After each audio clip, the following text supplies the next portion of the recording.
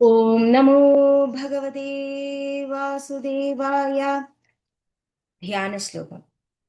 സാന്ദ്രാനന്ദാവബോധാത്മകമനുപമിതം കാലദേശാവധിഭ്യാം നിർമുക്തം നിത്യമുക്തം നിഗമശതസഹസ്രേണ നിർഭാസ്യമാനം അസ്പഷ്ടേ ദൃഷ്ടമാത്രേ പുനരുരു ഉരു പുരുഷാർത്ഥാത്മകം ബ്രഹ്മതത്വം തത്താവദ്ഭാതി സാക്ഷാത് ഗുരുഭവനപുരേ ഹന്തഭാഗ്യം ജനാനാം. നമ്രാണാം സന്നിധത്തെ സതതമപി പുനഃതൈരനഭ്യർത്ഥിതാനഭി അർത്ഥാൻ കാമാനജസ്രം വിതരസി പരമാനന്ദ സാന്ദ്രാം യതീം ഇത്തം നിശേഷലഭ്യോ നിരവധികബലപാരിജാതോ ഹരേ ത്വം ശുദ്രം തം ചക്രവാടേ ധ്രുവമവിലചതേ വൃത്തമക്തിവ്രജോയം സൂര്യസ്പർദ്ധികിരീടമൂർധ്വതിലഗത് പ്രോദ്ഭാസി ഫാലാന്തരം കാരുണ്യാകുലനേത്രമാദ്രഹസിതോലാസം സുനാസാപുടം ഗണ്ഡോദ്യന്മകരാപകുണ്ടലയുഗം കണ്ടോജ്വലത്കൗസ്തുഭം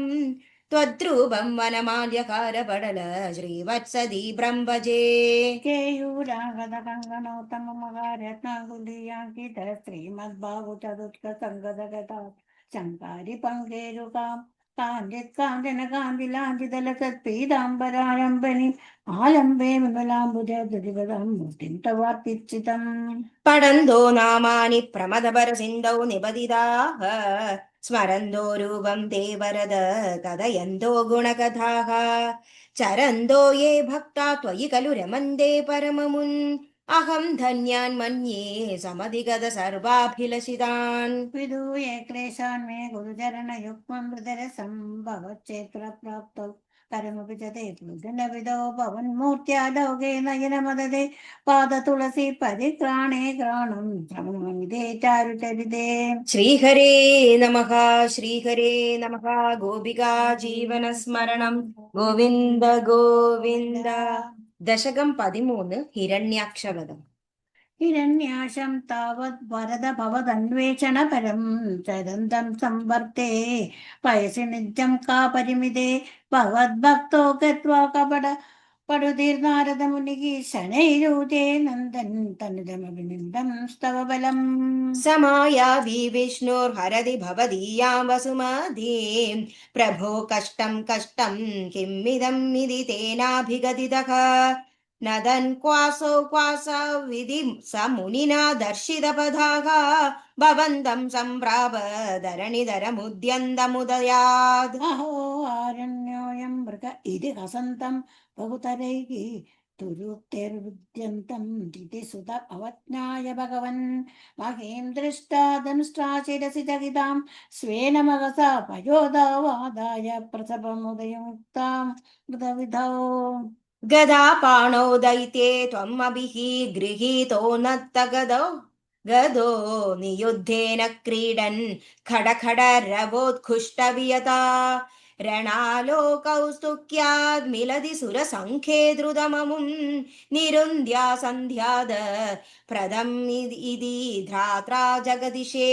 യഥോന്മദ്ദേ തസ്മിन् തവ ഖലു ഗദായാം ദിതി ഭുവോ സദാ ഗദാഘാതാദ് ഭൂമൗ ഛർദി പരിതായാമഹഗർഭോ മൃദുസ്മേരാസ്യത്യം തനുജനുകുല നിർമൂലനചണം മഹാചക്രം സ്മൃത്യ പരഭുവി തദാനോരുരുചിരേ. തദശൂലം കാലപ്രതിമരുഷി ദൈത്യേ വിസൃജതി ത്വയി ചിന്തന്ത്യേന കരകലിതചക്രപ്രഹരണാത് സമാരുഷ്ടോ മുഷ്ട്യാ സകല വിദുധംസ്ത്വാം സമദനോ ഗളന്മായേ മായാ ത്വയി കില ജഗന്മോഹനകരീഃ.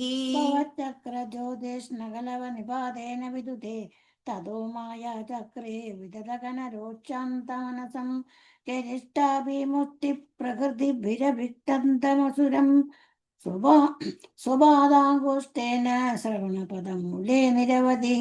മഹാകായസോയം തവ കരസരോജ പ്രമദിതോ ഗളന്ത്രക്തോ വക്ത്രാ അപദദൃശഭിः ശ്ലാഘിതഹതിഃ തദാ ത്വാമുദ്ദാമ പ്രമദബര വിദ്യോധിഹൃദയാഃ മുനീന്ദ്രാ സാന്ദ്രാഭിः സുധിഭിരനുവൻ അദ്വരദതനും.